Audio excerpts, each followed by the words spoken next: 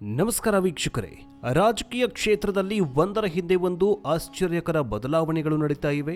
ರಾಜ್ಯದಲ್ಲಿ ನಾಯಕತ್ವದ ಬದಲಾವಣೆಯ ವಿಷಯದಲ್ಲಿ ಈಗಾಗಲೇ ಅಸ್ಥಿರತೆ ಕಾಣಿಸಿಕೊಂಡಿದೆ. ಕೇಂದ್ರದಲ್ಲಿ ಪ್ರಧಾನಮಂತ್ರಿ ಬದಲಾವಣೆಯ ಬಗ್ಗೆಯೂ ಕೂಡ ಊಹಾಪೋಹಗಳು ಹರಿದಾಡ್ತಾ ಇವೆ. ಇದೆಲ್ಲದರ ನಡುವೆ ರಾಜ್ಯದಲ್ಲಿ ಮತ್ತು ದೇಶದಲ್ಲಿ ವಿಶ್ವದಲ್ಲಿ ಧರ್ಮದಂಗಲ್ ಶುರುವಾಗಿದೆ. ರಾಜ್ಯದಲ್ಲಿ ಧರ್ಮಸ್ಥಳ ಪ್ರಕರಣಕ್ಕೆ ಸಂಬಂಧಿಸಿದಂತೆ ಒಂದು ಕಡೆ ಧರ್ಮ ಯುದ್ಧ ನಡೀತಾ ಇದ್ರೆ, ದೇಶದಲ್ಲಿ ಹಿಂದೂ ವರ್ಸಸ್ ಮುಸ್ಲಿಂ ದಂಗೆಗಳು ನಡೀತಾಗಿವೆ. ಆದ್ರೆ ಈಗ ಇನ್ನು ವಿಶ್ವದಲ್ಲೂ ಕೂಡ ಕ್ರಿಶ್ಚಿಯನ್ ರಾಷ್ಟ್ರಗಳು ಇಸ್ಲಾಂ ರಾಷ್ಟ್ರಗಳಾಗಿ ಬದಲಾವಣೆ ಆಗ್ತಾ ಇರೋದ್ರಿಂದಾಗಿ ಈಗ ಕ್ರಿಶ್ಚಿಯನರಿಗೂ ಕೂಡ ನಡುಕ ಹುಟ್ಟುಕೊಂಡಿದೆ. ಇದೇ ಸಂದರ್ಭದಲ್ಲಿ ರಾಜ್ಯ ರಾಜಕೀಯದಲ್ಲಿ ಭಾರಿ ಬದಲಾವಣೆಯ ಸುಳಿವನ್ನ ಕೋಡಿ ಮಠದ ಡಾಕ್ಟರ್ ಶಿವಾನಂದ ಶಿವಯೋಗಿ ಈಚೆಗೆ ಭವಿಷ್ಯವಾಣಿಯನ್ನ ನುಡಿದಿದ್ದಾರೆ. ದೇಶದಲ್ಲಿ ಧರ್ಮದಂಗಲ್ ದುಪ್ಪಟ್ಟಾಗತ್ತೆ, ವಿಶ್ವದಲ್ಲಿ ಪ್ರಕೃತಿ ವಿಪ್ಲವ ಶುರುವಾಗತ್ತೆ, ಸೆಪ್ಟೆಂಬರ್ ತಿಂಗಳಲ್ಲಿ ಕೇಂದ್ರ ಸರ್ಕಾರದಲ್ಲಿ ದೊಡ್ಡ ಬದಲಾವಣೆಯಾಗತ್ತೆ ಎನ್ನುವಂತಹ ಭವಿಷ್ಯವಾಣಿಯನ್ನು ನುಡಿದಿದ್ದಾರೆ.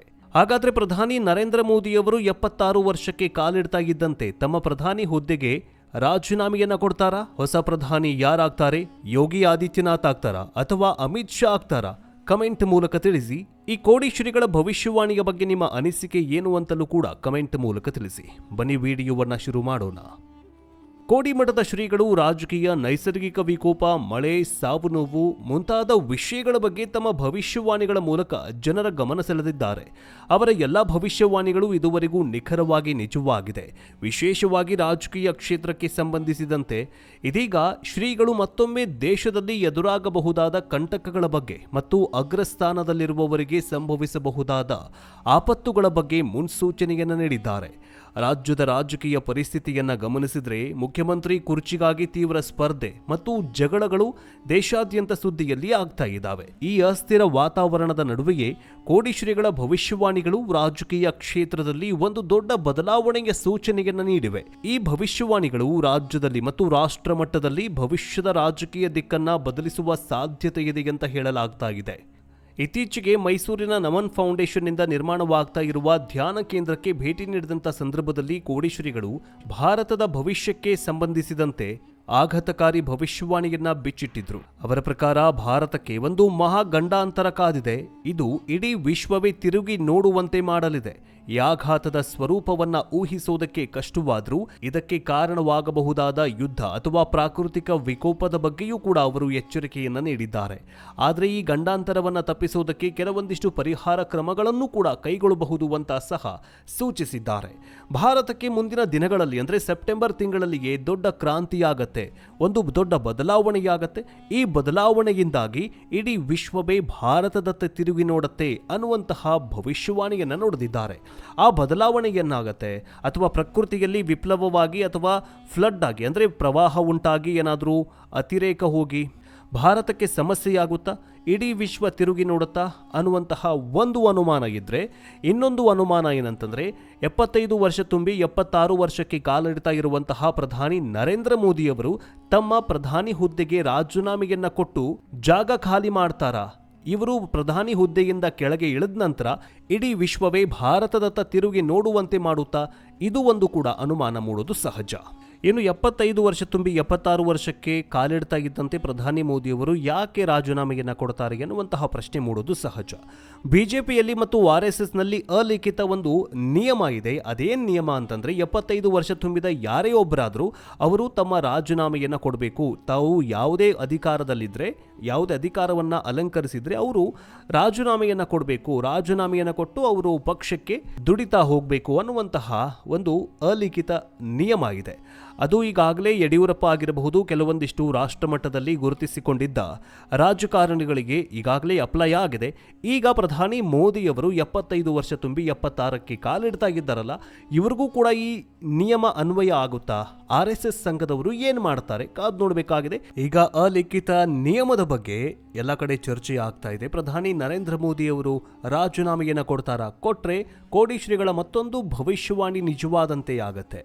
ಇನ್ನು ಕಳೆದ ಬಾರಿ ಅಂದರೆ ಕಳೆದ ವರ್ಷ 2024-25ರಲ್ಲಿ ಒಡಿಶಾದ ರೈಲು ದುರಂತವನ್ನ ಮೊದಲೇ ಭವಿಷ್ಯ ನುಡಿದಿದ್ದ ಕೋಡಿಶ್ರೀಗಳು ಇತ್ತೀಚಿನ ಅಹಮದಾಬಾದ್ ಏರ್ ಇಂಡಿಯಾ ವಿಮಾನ ದುರಂತ ಅಂದರೆ 241 ಮಂದಿ ಪ್ರಾಣ ಕಳೆದುಕೊಂಡ ಘಟನೆಯಂತಹ ಆಘಾತಕಾರಿ ಘಟನೆಗಳ ಬಗ್ಗೆಯೂ ಕೂಡ ಎಚ್ಚರಿಕೆಯನ್ನು ನೀಡಿದ್ರು. ಈಗ ಅವರ ಭವಿಷ್ಯವಾಣಿಯು ದೇಶದ ಜನರಲ್ಲಿ ಆತಂಕವನ್ನ ಮೂಡಿಸಿದೆ. ಯಾವ ರೀತಿಯ ಘಟನೆಯೂ ಭಾರತವನ್ನ ವಿಶ್ವದ ಗಮನಕ್ಕೆ ತರಲಿದೆ ಎನ್ನುವುದೇ ಊಹಾತೀತವಾಗಿದೆ. ರಾಜಕೀಯ ಕ್ಷೇತ್ರದ ಬಗ್ಗೆ ಮಾತನಾಡುವಾಗ ಕೇಂದ್ರ ಮತ್ತು ರಾಜ್ಯ ಸರ್ಕಾರದಲ್ಲಿ ಅಧಿಕಾರದಲ್ಲಿರುವ ನಾಯಕರಿಗೆ ಮುಂಬರೋ ದಿನಗಳಲ್ಲಿ ಗಂಭೀರ ಸವಾಲುಗಳು ಎದುರಾಗಲಿವೆ ಎನ್ನುವಂತಹ ಭವಿಷ್ಯವಾಣಿಯನ್ನು ಕೋಡಿಶ್ರೀಗಳು ನುಡಿದು ಎಚ್ಚರಿಕೆಯನ್ನು ನೀಡಿದ್ದಾರೆ. ಈ ಸಮಸ್ಯೆಗಳನ್ನು ಮೊದಲೇ ಅರಿತು ಪರಿಹಾರ ಕಂಡುಕೊಂಡ್ರೆ ಒಳಿತು, ಇಲ್ಲದಿದ್ದರೆ ಬಿಕ್ಕಟ್ಟು ತಪ್ಪಿದ್ದಲ್ಲ ಅನ್ನುವಂತಹ ರಾಜಕೀಯ ನಾಯಕರಿಗೆ ಸ್ಪಷ್ಟ ಸಂದೇಶವನ್ನು ರವಾನಿಸಿದ್ದಾರೆ.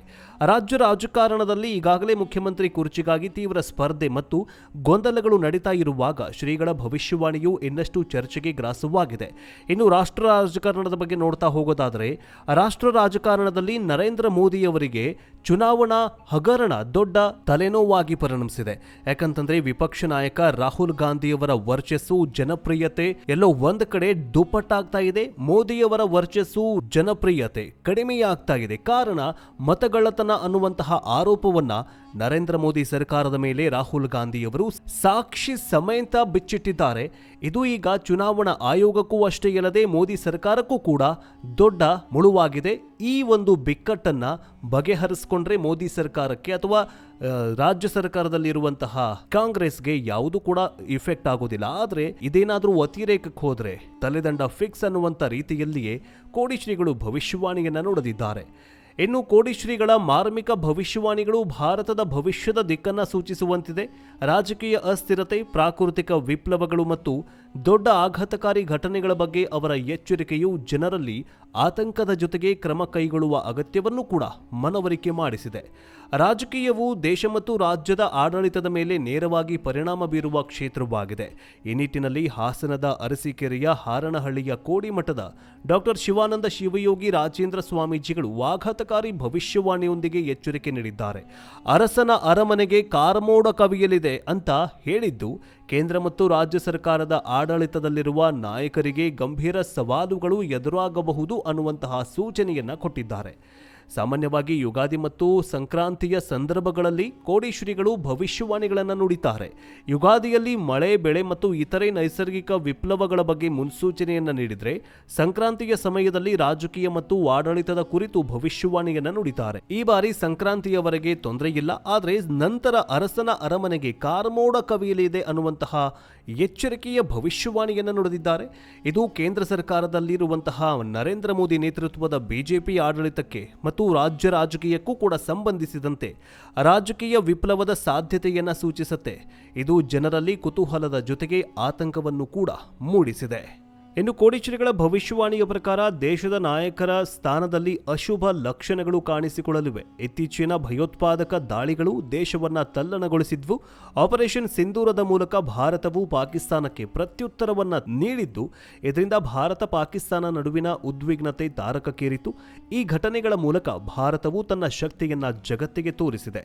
ಜಾಗತಿಕವಾಗಿ ರಷ್ಯಾ, ಉಕ್ರೇನ್ ಮತ್ತು ಇಸ್ರೇಲ್, ಇರಾನ್ನಂತಹ ಸಂಘರ್ಷಗಳು ಕದನ ವಿರಾಮದೊಂದಿಗೆ ತಾತ್ಕಾಲಿಕವಾಗಿ ಶಾಂತವಾಗಿ ಆದರೆ ಕೋಡಿಶ್ರೀಗಳು ಎಚ್ಚರಿಕೆ ನೀಡುವಂತೆ ಯುದ್ಧಗಳು ಮುಂದುವರಿಯಲಿವೆ, ಮನಸ್ಸುಗಳು ಶಾಂತವಾದಾಗ ಮಾತ್ರ ಯುದ್ಧವು ನಿಲ್ಲಲಿದೆ ಅನ್ನುವಂತಹ ಭವಿಷ್ಯವಾಣಿಯನ್ನ ನುಡಿದಿದ್ದಾರೆ.